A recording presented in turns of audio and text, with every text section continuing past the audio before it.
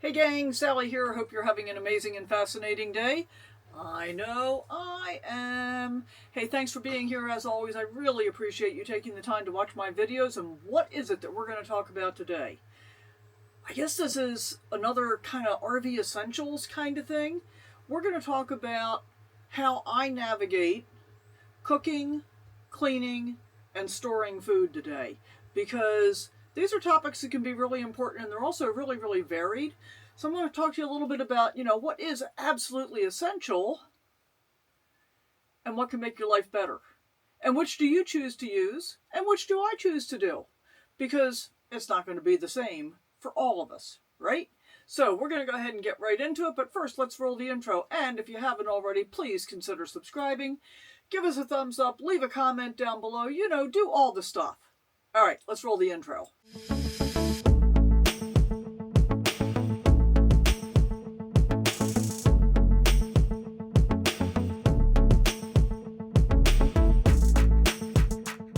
Okay, welcome to my tiny RV kitchen, which I have just made bigger by use of a wide-angle lens, because I wanted to be able to kind of get the whole kitchen area itself into the picture at once. So up top, we've got a convection microwave, which honestly I don't use all that often. I will use the microwave occasionally to warm things up.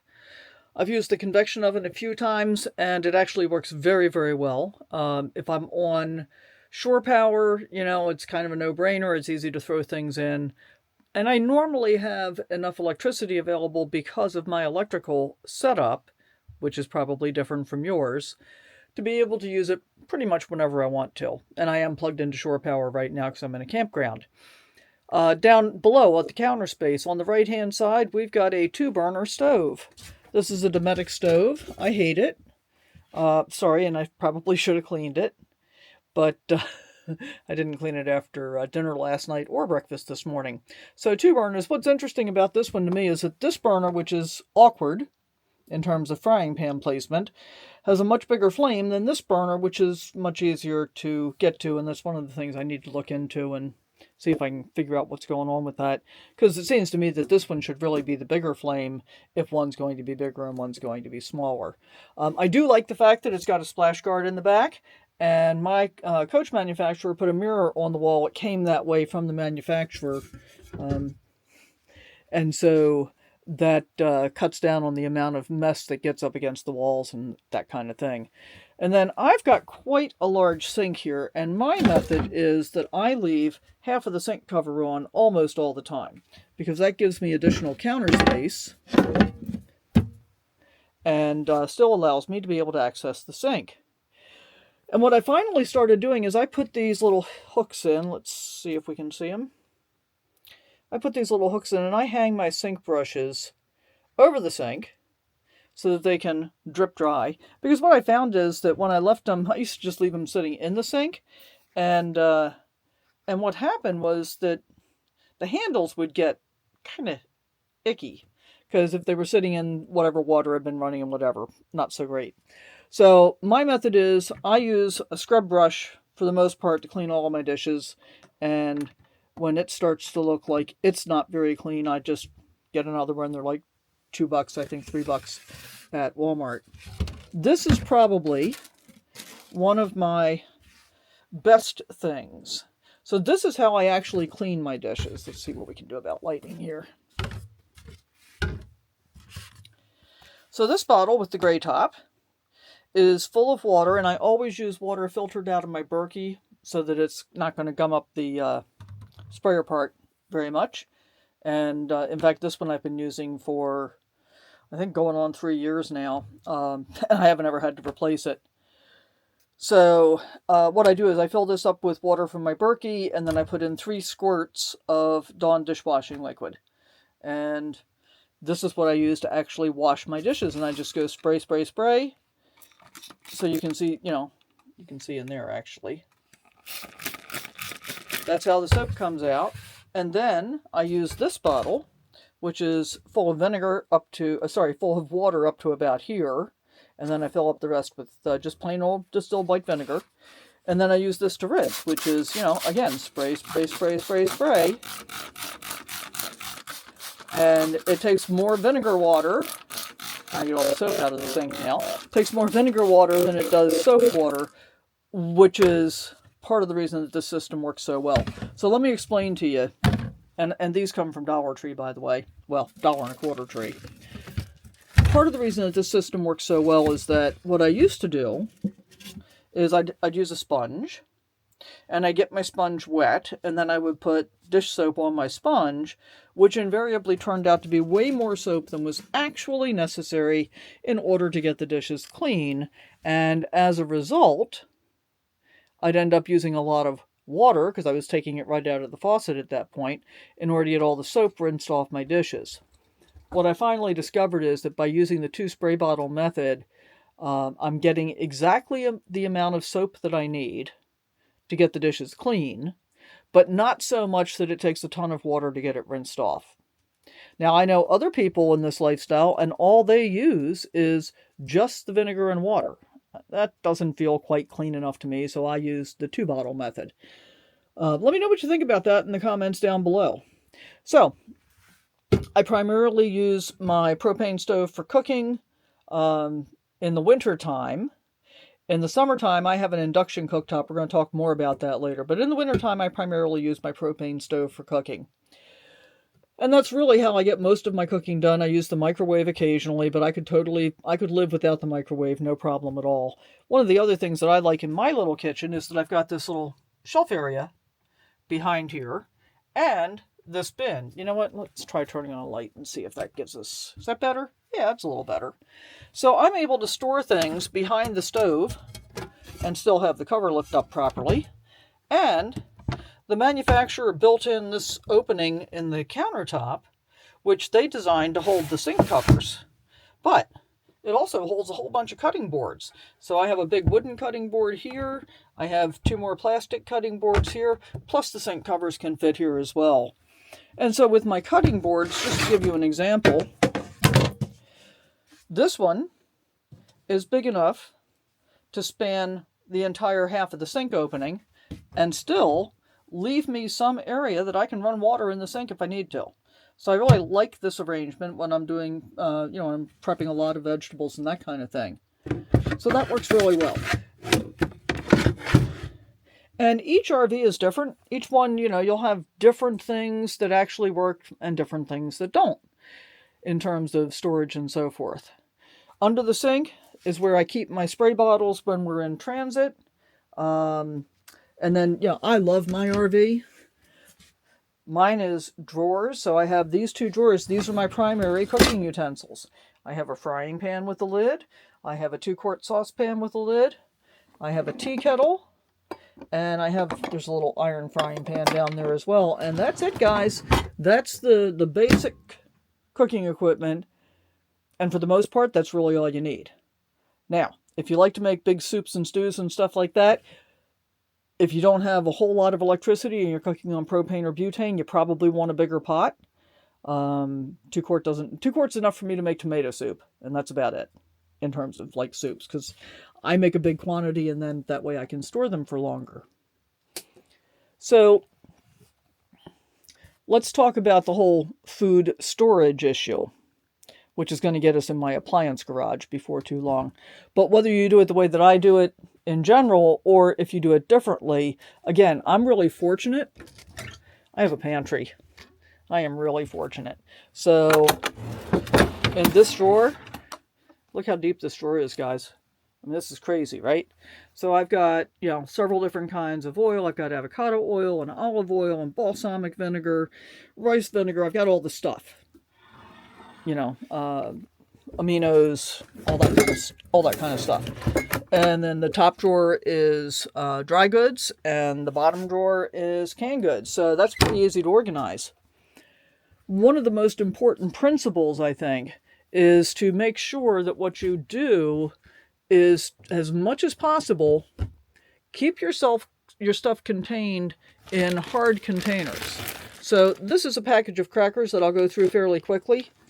Now, I know some people that would just put the open package in their cabinet, not even in a Ziploc bag. I won't do that because critters apparently have a great sense of smell, and I don't want critters getting into my food. for the most part, as much as you possibly can, store things in hard containers, hard plastic, glass jars, that kind of thing. It will really minimize what you have to deal with in terms of critters.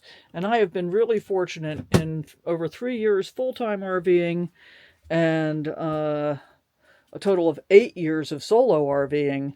I have never had a problem with critters. Except, well, I take that back. 2 years ago, I was in Texas. I was parked on asphalt at an Army Corps of Engineers campground, and I got infested by little teeny tiny ants. And it took me about 3 weeks to get rid of them. It's the only time I've ever had an issue. And it wasn't anything that I was doing wrong. It's just ants are really prevalent, apparently. This is one of the things that makes me so happy every day. This is my appliance garage. Now, I am super, super fortunate. I have a lot of appliances, guys. I love to cook. I really do. And I cook a lot. So I wanted to have everything that I wanted to have. Now, having said that, I have this pretty good-sized NutriBullet blender. I actually have a, I don't remember what the model number is. You'll be seeing it in the future once I get it. I'm getting, it's actually being delivered today, but I won't pick it up for another week. I'm getting a Ninja blender that takes up much less space and has 2 smoothie-sized cups and one that's supposed to be for making nut butters and bowls and stuff like that, dips and spreads. And that's been my biggest objection to this one. What I didn't realize when I hit the road is that this big 64-ounce container is pretty difficult to actually get clean. It takes a fair amount of effort to do that. So I don't use the blender as much as I would really prefer to. I do use it occasionally. That's my air fryer. I use that much more often than I use the convection oven because it will bake, it'll roast, it'll air fry, it'll broil, it does all this stuff. And this is my iteration of 3 tries of finding the right size parchment paper. So let's talk about air fryer for a minute. I found this set of 4 silicone baskets on Amazon, and it took me 2 tries to find the right size parchment paper inserts for them. Because here's another real hack about how to save space, guys. This is actually the correct size, which I think is 6.5 inch. This is either a 1/2 inch or an inch bigger, and it's really too big. So I finally found the correct size, but I used the other ones for other prep work and stuff like that. When you put a piece of parchment paper liner inside an air fryer basket, when I do this, I never have to wash the air fryer basket. So that's actually very, very cool and saves a bunch of effort and energy. There's my Instant Pot. That gets used pretty frequently.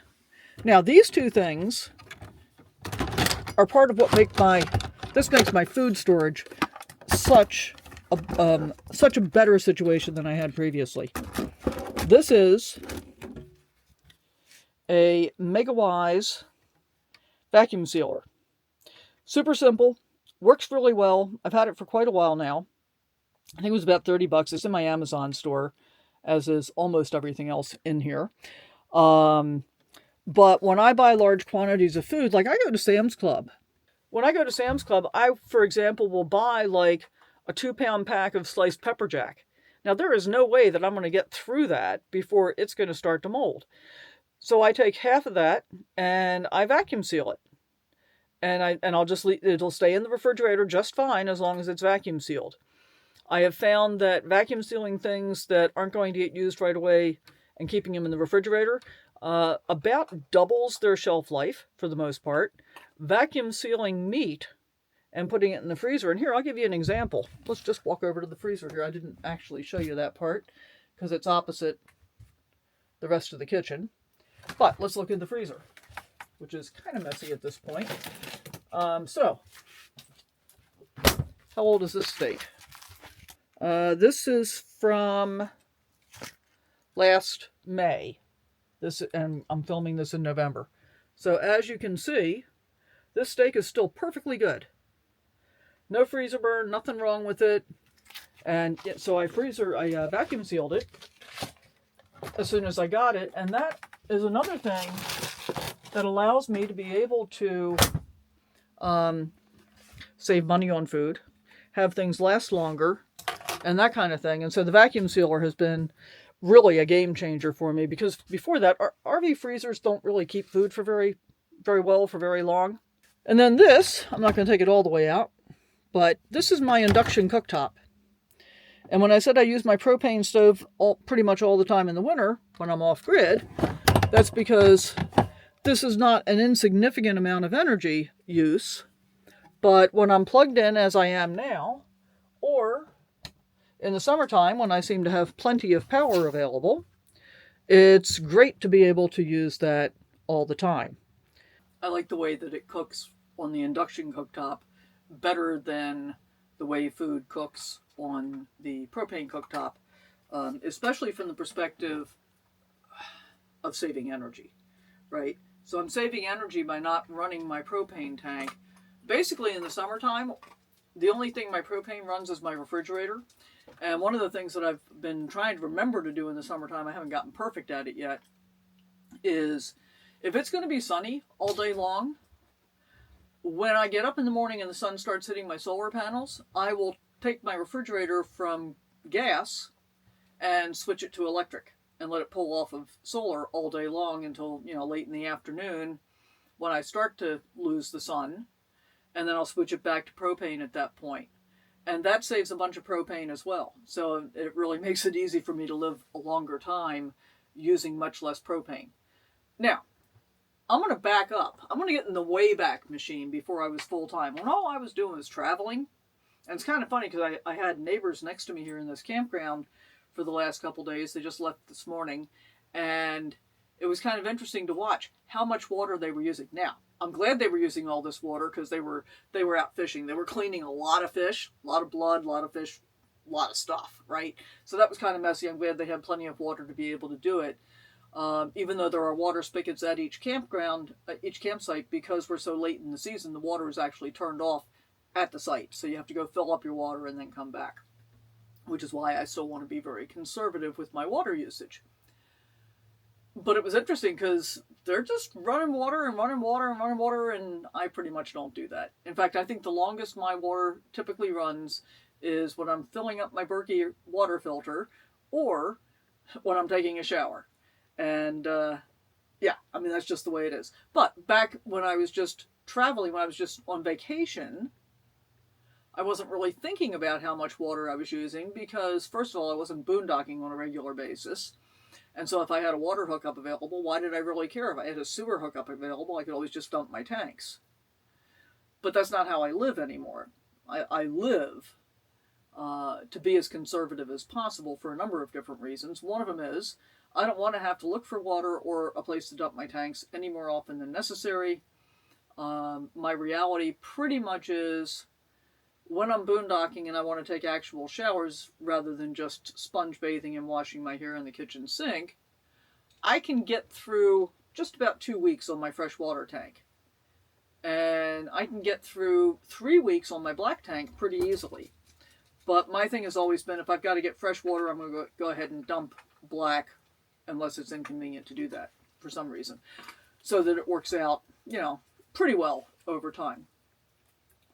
But that's by being super conservative. That's by using the 2 spray bottle method that I showed you to do dishes. That's by minimizing the amount of trash that I generate. That's another thing when I'm in a campground like this, and I look, people have bags of trash hanging out like off of the lantern pole and whatever, and they have like regular kitchen house size garbage bags. Every time I walk by and look, they're all full. Well, not every time, because I'll come by and there won't be a trash bag. And then I'll come by again the next morning and it'll be full again. So I know that they're getting rid of their trash, and I know it also because when I go to the dumpster, there's a lot of trash in there. And so for me, one of the things that I do to minimize the amount of trash that I have to deal with is when I go to the grocery store, I leave as much trash behind at the grocery store as I can. I unpackage all of the overwraps and stuff like that. I don't need all that stuff, and it takes up too much room in the refrigerator, and I don't want to carry it around and have to find a place to get rid of trash. Hope that makes sense. So I showed you all of my appliances. Actually, I didn't. I didn't show you my little mini waffle makers. I have 2 of them, which I kind of recommend for almost everybody that has any electrical power available. They only use 350 watts of power, and because it's so little, I run two of them at once. For some people, that's probably a bit too much. If you're running off of a what they call a solar generator or a power bank, and that's your power source, you probably only want to run one at a time, or you'll be sucking your battery down fairly quickly, I would think. Um, so yeah, so that's a great appliance. You know, they call it a mini waffle maker, but I bought it because I finally discovered chaffles, which are cheese waffles, basically. And the basic recipe is 1 egg to half a cup of shredded cheese. You stir those up, mix them together. You can season it with whatever you want to. And that recipe of 1 egg to half a cup of cheese, that recipe makes two chaffles. And which is pretty convenient. And it doesn't taste like cheese and it doesn't taste like egg, which is really interesting. I've made all kinds of chaffles. I've made chocolate chaffles. I've made pumpkin chaffles. I've made chicken chaffles, which are really good. And with the chicken chaffles, and you can also add protein powder if you want to get the protein level up higher. What's really cool with the chicken chaffles is, you're getting a lot of protein from the chicken, and then I use those for like making pizzas. Really, really good, actually. I use the chaffles for crust. Anyway, I digress. So, there are lots and lots of different appliances that you can get, as I have demonstrated. What do you actually need? Well, what you really need is a way to be able to cook your food, which can be as simple as a single burner propane or butane stove. And I know a lot of people that do that. The 2-burner, like I have here in my already built RV kitchen, or you can decide to go all electric. And part of my decision about the appliances that I carry has been around what do I really want to have available to enhance my life.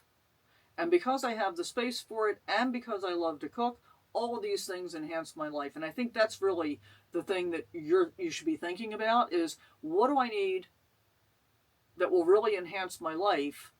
And first of all, is it worth it to me financially? And is it worth it to me to carry and have to deal with from a space perspective? Both of those things are really important. And I would say, first of all, if you're on a super tight budget, you don't need any of the stuff I've got. If I were on a super, super tight budget, I don't need any of the stuff that I've got. I mean, some of it came from my house. My Instant Pot came from my house, for example. But other things like the waffle makers and this particular vacuum sealer I've bought on the road. I bought this NutriBullet for my travel trailer, I don't know, 6-7 years ago probably, when I was back in the mode of I didn't care how much water I use. And then I found this new one, which is very powerful. It's a 1200 watt motor, doesn't take up very much space, and has much smaller cups, which are more appropriate for the most part. We've talked about storing your food. We've talked about how to cook your food. We've talked about how to clean up after your food. And we've talked about what do you really need versus what do you really want. And obviously, needs first, wants come a long way down the road, especially if you're on a tight budget. So I hope you got something out of this. Thanks so much for coming along. I really appreciate you taking the time to watch my videos, and we'll see you next time.